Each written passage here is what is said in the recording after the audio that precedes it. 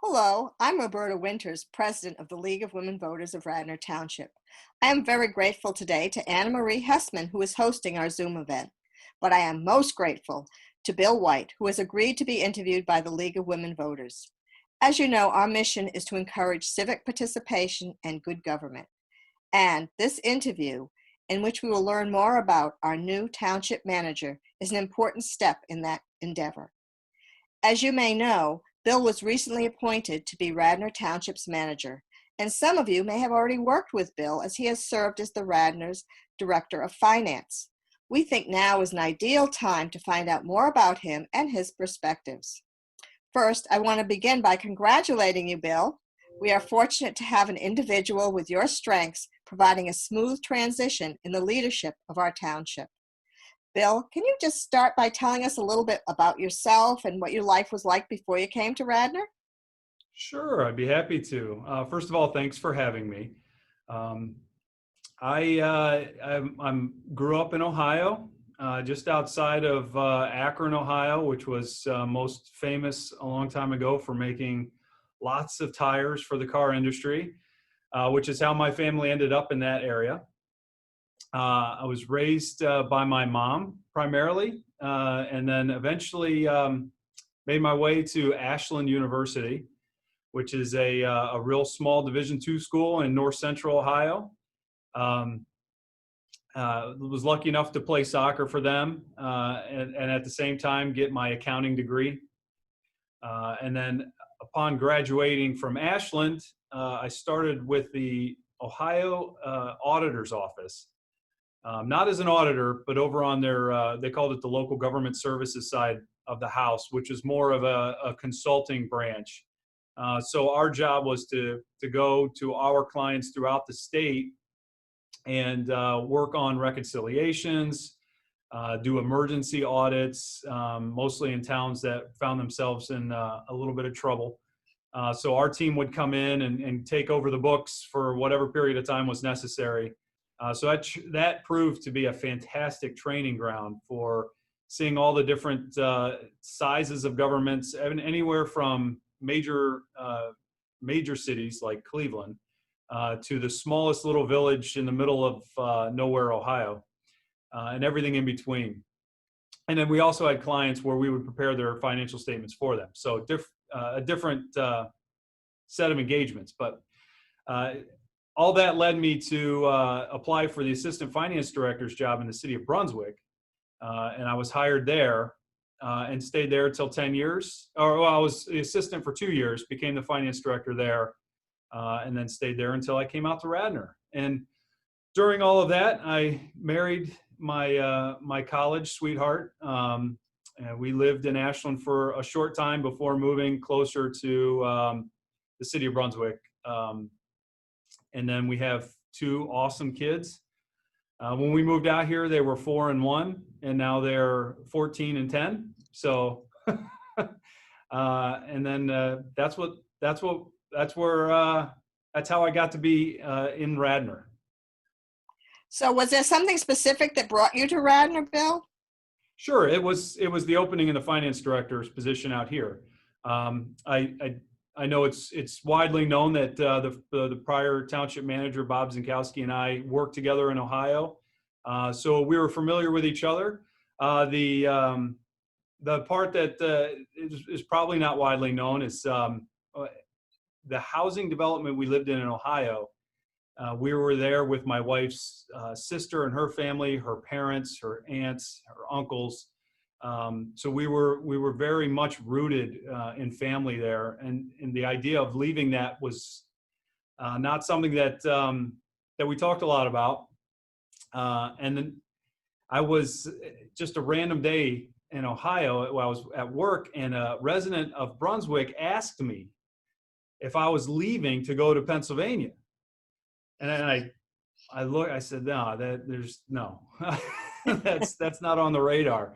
And he said, well, that position's out there, is open. The finance director position's open. So I whipped up a resume and sent it out, and here we are. Well, that's great. Now that you've left all that extended family in Ohio. Do you feel at home in Radnor? And what makes you feel at home here now? Yeah. So first of all, Radnor has an amazing sense of community, and we learned that uh, within the first few months of moving here. We were trying to find preschool for our son, day camp, or some sort of preschool for our daughter. We immediately found our parish on the religion side and got involved there. So it didn't take very much time at all for us as a family to get our roots in the ground and start making connections and friends here. And as our kids have grown up in the school district here, and as they've gone through the youth sports and all the youth activities that you have out here, um, it almost immediately felt like home. And the real trigger for us is now when we go back to Ohio to visit family. When we first moved out here, we would tell everyone here, hey, we're going back home for the weekend or for a week. And now it's, we're going back to Ohio. And then when we're in Ohio, we say, no, we're leaving to go back home to Pennsylvania. So, and when the kids are asked where they're from, they're from Radnor. That's great, Bill. What did you like best about your job as being director of finance when you came to Radnor, and you've held that job now for 10 years? So, Yeah. So I love the finance side of the house. That's obviously no secret. I from very early on in high school, I made the decision that I wanted to be an accountant and have an accounting degree. It was just something that was very familiar to me and something I enjoyed doing. So anytime that it's a I don't know what the right word is. It's a special skill, I guess, to be able to take numbers and be able to tell a story with them. And that's something that, again, I really enjoy doing. And that's what excited me about the finance director position out here. And it's what I've enjoyed doing for all these years. We've tackled some pretty tough situations, and there's more to tackle ahead of us, especially given the current environment. But being able to take those numbers and organize them and tell a story in such a way to help the decision makers make the decisions they have to, I feel is A, lot of fun, and B, also very critically necessary. well, that's good, because people often say you've got to follow the money, Bill. And whenever I've seen you at a commissioners meeting, you always seem to have the right answers at the right time. So you're helping people tell that story. But more remarkable, your comments and expressions are always given in a very calm and professional manner. Has that always been a challenge for you? Because I know in dealing with elected officials, they're not always seeing things the same way you might. Sure. And that's, it's just, it all boils down to being prepared and being honest. It doesn't matter if you're talking to an elected official or a resident. The situation is going to be the same no matter what. And you just try to explain it in a way that folks hopefully can understand. And especially for the commissioners, that they can understand in a way that helps them make their decisions. And I've never pretended that we've got everything figured out, that we have all the answers. So we've always tried to present in a way that is kind of lays the groundwork for them to make the decisions. Obviously, we have our recommendations, and we based on the information we have, we see a path that might be the better way to go. But again, we're not sitting here pretending that we have all the right answers. So I think that helps. But again, it all boils down to just being prepared and being honest with people. Well, thanks, Bill. And I heard at the April board meeting when you were appointed, many of the township staff were very, let's put it, very, supportive of the move. Yeah. And what do you attribute that kind of support and their remarks and endorsements to? Well, first of all, that night I was absolutely blown away. It was actually emotional hearing that. And what I would attribute it to, again, we come to work, and not every day is fun, and we certainly have situations that are very, very tough. But if we spend a lot of time together, so we just try to create an environment here that is welcoming for the staff, makes them feel at ease, and I truly feel that we have we have a tight and small staff. I know that gets volleyed around a little bit in the board meetings, but at the end of the day, everybody is extremely busy. They all have their roles to play. And the nice thing about that is they're all critically important. And hopefully I've done a good job through the years and will continue to make sure that they feel that way, because they are. Like I said, we don't have the luxury of a lot of staff, so everybody has to step up, and they do that. So, and I can't speak to exactly why they felt that way, but I can just tell you how much it meant to me, and hopefully I'm going to continue to be the same person I've always been with them. Well, since coming to Radnor, you've also had to deal with a lot of different commissioners, and they come and go, but you've been here. How do you see yourself interfacing with the boards as they come and go? Yeah, it's the same formula, and that's just being prepared and being honest. Everybody, when you're dealing with the township issues, you get down to a very emotional, personal level with situations. So you always have to be aware that while someone might be or might have a very different position than what I would feel, at the end of the day, we have to hear it out. There's multiple sides to every decision. Hear it out, talk it out, and then go with the decision that best has the best solution possible. And understanding that a lot of times, not everyone's going to be happy. That actually, in most cases in this role, you're making one person happy that might upset another. So, but again, the formula is you just be honest and you just be real with folks, and then you try to have all the information that's available, and go into the situation knowledgeable about all the different elements that are going on. Well, as you know, there are also, aside from the commissioners, there are many appointed boards and other groups within the township. How do you believe you can best work with them to improve their impact in the decision-making process? Yeah, so that one's, I think that one's actually a little simpler. So our department heads are the liaisons, for the most part, the liaisons between staff and these different boards and commissions.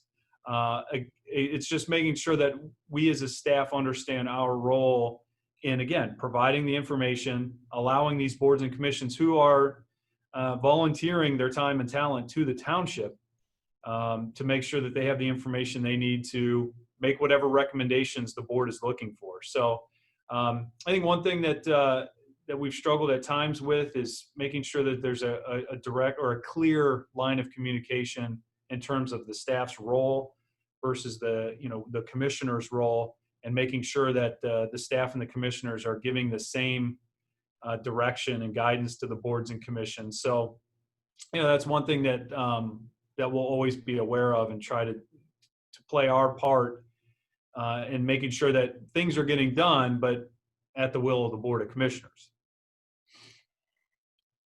The other thing I've noticed as I've attended many meetings, and township officials are often caught between the issue of increasing development while struggling with maintaining a certain quality of life that the community expects. If such questions come before you as township manager, what factors will impact your position? Or again, what will you do about that? Because it's a balancing act.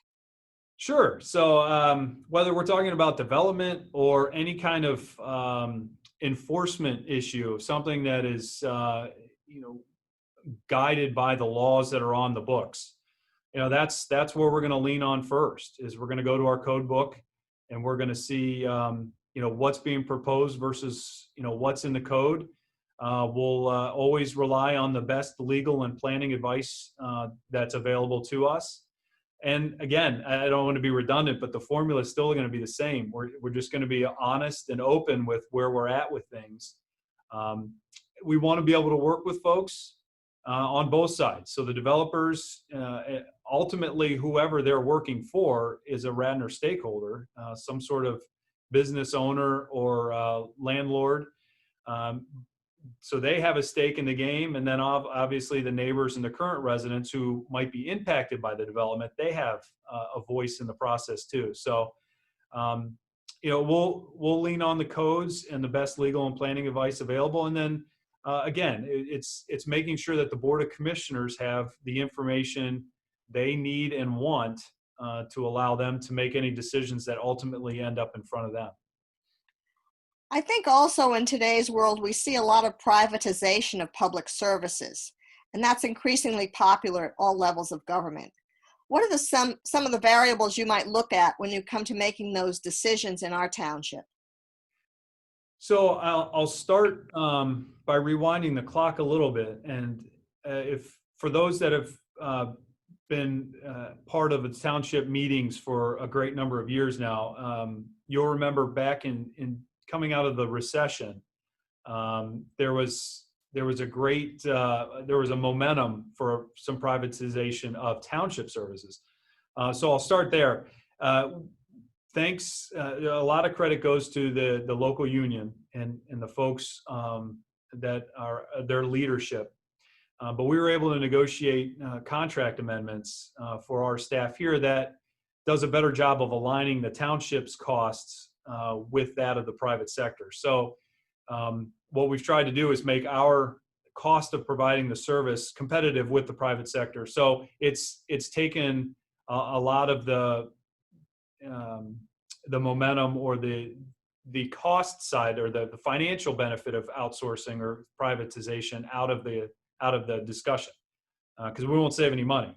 And the nice thing is our guys do such a great job that they've developed relationships with all their customers, and they're able at a phone call to step up as needed, whether we have a windstorm and a bunch of trees fall down, or we have flooding, unfortunately, on a pretty regular basis.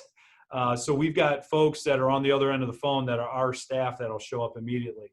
So not only do you get the financial benefit of the cost being similar, but you get all the added benefits of having those folks on staff and able to respond. So I think going into the future, as we analyze cost and the cost to provide those services, we'll always have an eye on keeping it competitive with the private sector for that reason. So there's never a financial side. We're always in line and offering these services at a competitive price. And then there's the component of any kind of public-private partnership. And that's always a tricky one.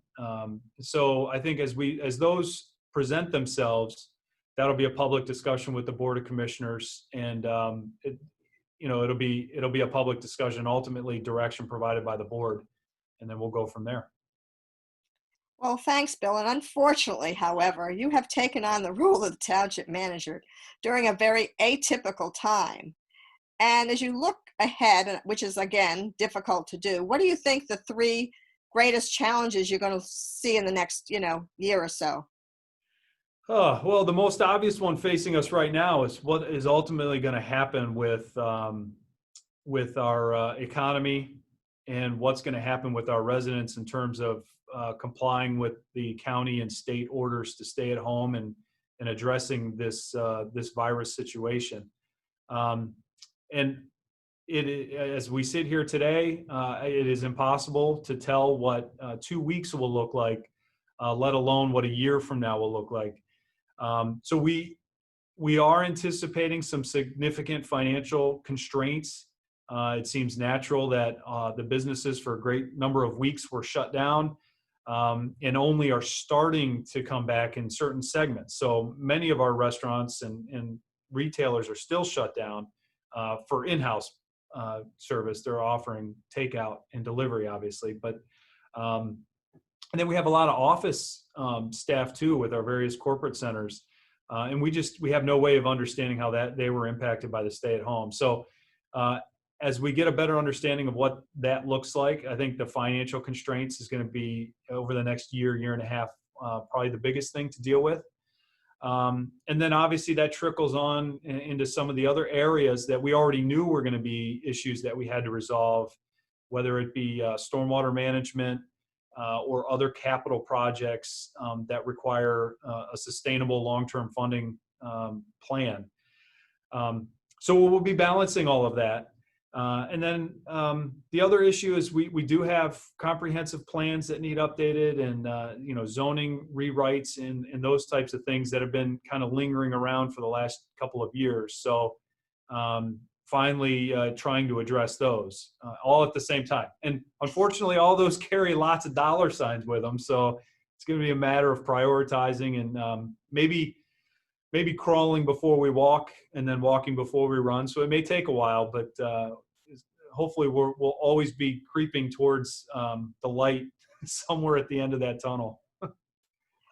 Well, once we get beyond that and see the light, Bill, what do you anticipate being like a hot topic 5 or 10 years down the road? Well,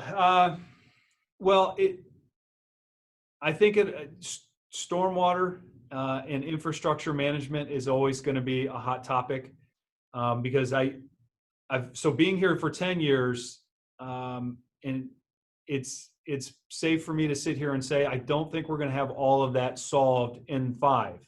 So it's something that we'll still be dealing with.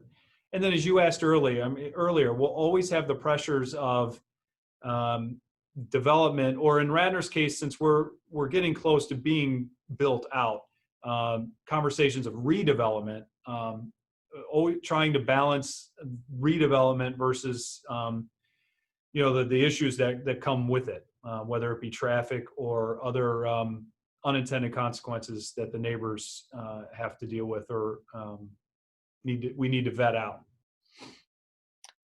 Well, I know it's often said that we learn from our mistakes. And I've also heard that the wise people learn from the mistakes of others.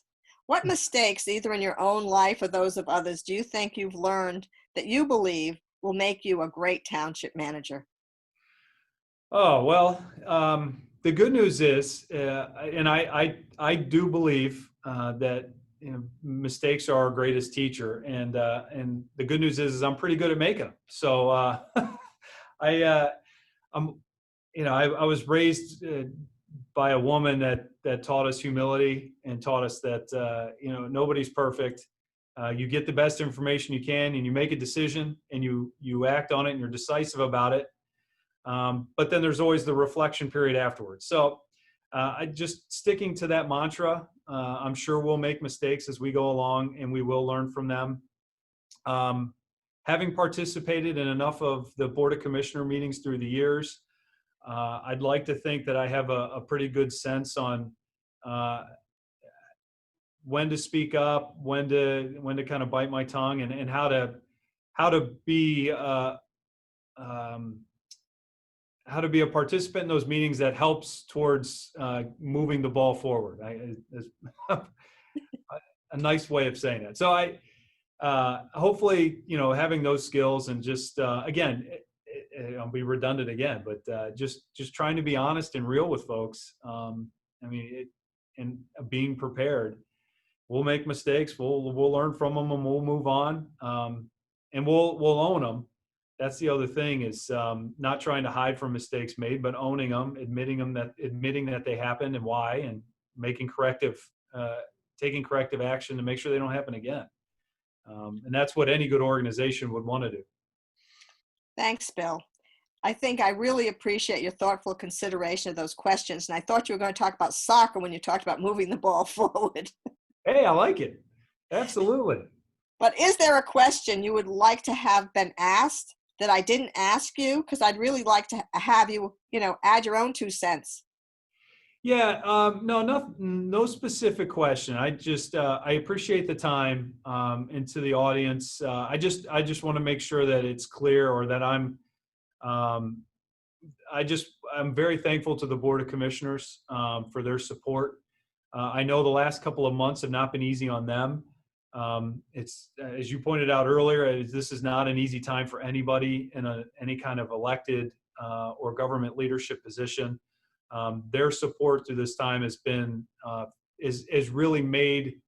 It's really helped us administratively make the tough decisions, but it's also, I think, brought the community a little bit closer together because they hear one voice and they see us, that everyone's on the same page with very tough circumstances. So I do appreciate the board, and I appreciate the position they're in, and I appreciate the fact that they have some faith in me to steer the ship at least day to day, and keeping us providing services and continuing to serve our residents. Well, on behalf of the League of Women Voters, I am very grateful again, Bill, that you've shared your background and your perspectives for us today. I've gained a great deal of information, and I'm sure our audience has today as well. We appreciate their attention, and we hope that they will continue to pay attention to what's happening in Radnor. As we all know, politics is local, and it all starts in Radnor. Thanks, Bill. Thank you very much. Stay healthy. Yeah, and you do the same. We need you. Thank you.